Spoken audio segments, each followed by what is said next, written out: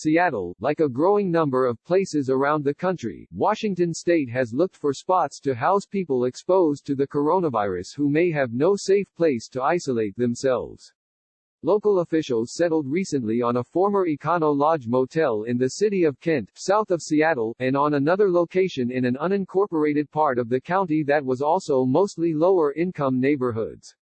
The plan quickly ran into trouble. Residents and political leaders circulated petitions, complaining that their communities were becoming sacrifice zones for the coronavirus and warning that businesses could suffer and neighbors could become infected. What might have sounded like ordinary not in my backyard rhetoric only a few days ago came painfully to life on Friday when one of the first residents at the newly converted motel did exactly what the neighbors had feared would happen.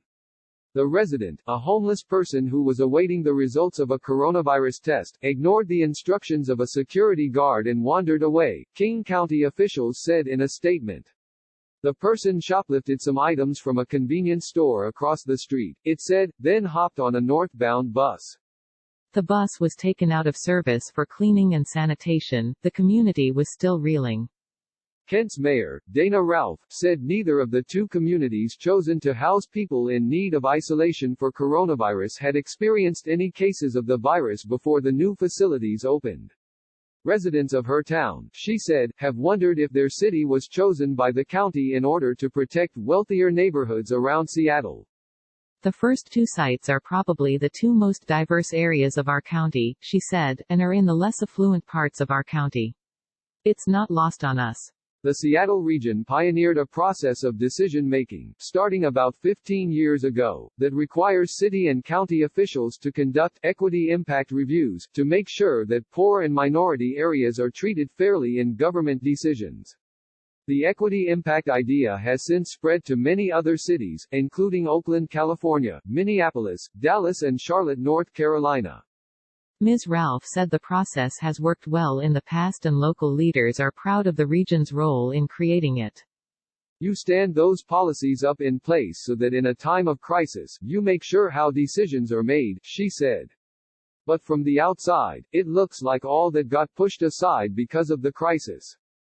The director of King County's Department of Community and Human Services, Leo Floor, said at a King County Council hearing on the White Center housing site earlier this week that a formal equity impact review had not been conducted, but that the values embodied by the rules definitely were incorporated.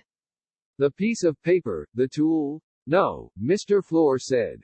The equity impact process and values? Absolutely. Mr. Floor said that extended discussions with the community, the usual forum in which equity impact reviews take place, simply were not possible given the pace of the crisis and the crushing need to make decisions. We did not have community engagement the way we normally would, he said. He said that discussions would continue as the housing centers opened and issues arose.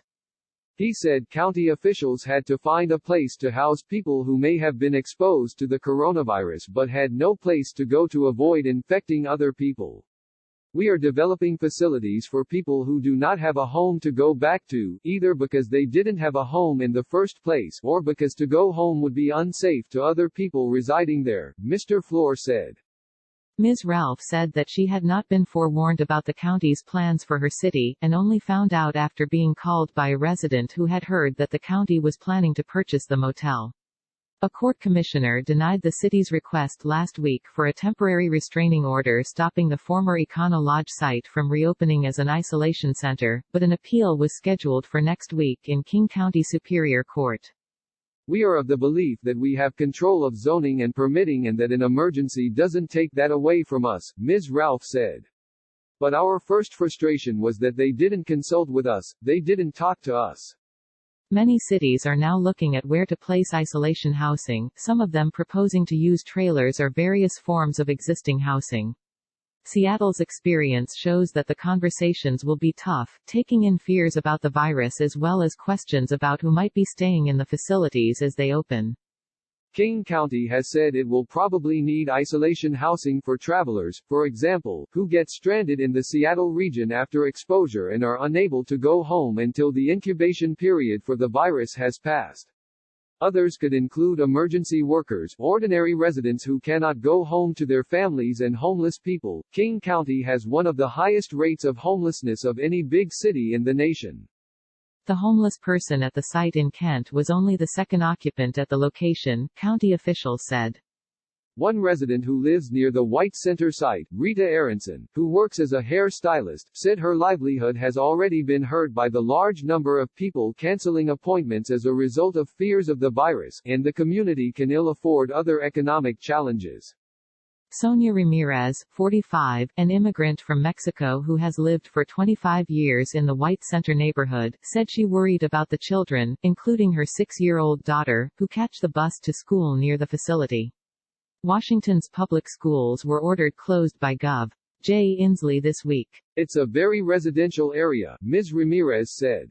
One county council member, Gurme Zahale, who closely questioned Mr. Floor at the hearing about how the sites were chosen, stressed in an interview that he understands the strains on the system, and fully supports the county's health mission and its workers. I know it's a health crisis, Mr. Zahale said, but added that the county has an obligation to all of its residents. Oftentimes I think the word, equity, becomes a buzzword, and the meaning gets lost because it gets thrown around so much, he said. During this unprecedented crisis, we have to make sure that the consequences of our decisions don't fall on the most vulnerable and marginalized communities. That's how we all get through this together.